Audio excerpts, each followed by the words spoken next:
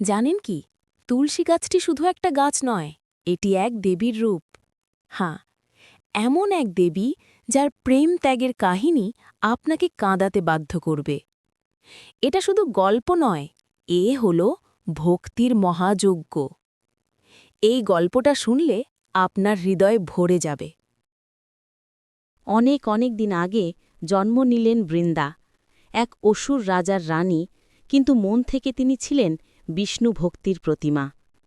তার ভক্তি এতটাই শক্তিশালী ছিল যে তার স্বামী জালন্ধরকে দেবতারা পর্যন্ত পরাজিত করতে পারছিলেন না। ভাবুন তো, ভক্তির জোরে অসুর হয়ে গেল অমর। যুদ্ধ চলছে, দেবতারা হারছে, তখন ভগবান বিষ্ণু নিলেন এক ভয়ঙ্কর সিদ্ধান্ত।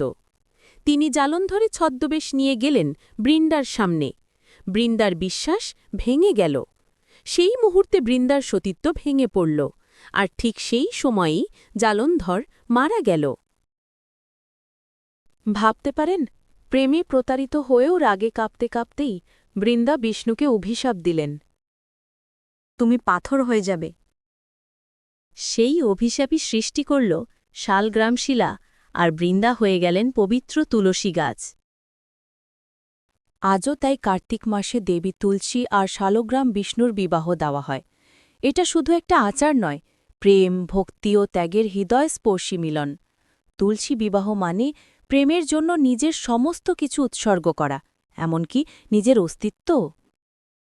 এটাই হল তুলসী বিবাহের রহস্য, যা শুধুমাত্র এক গাছের গল্প নয়, এটা জীবনের, ভক্তির, ত্যাগের এবং প্রেমের অমর কাহিনী।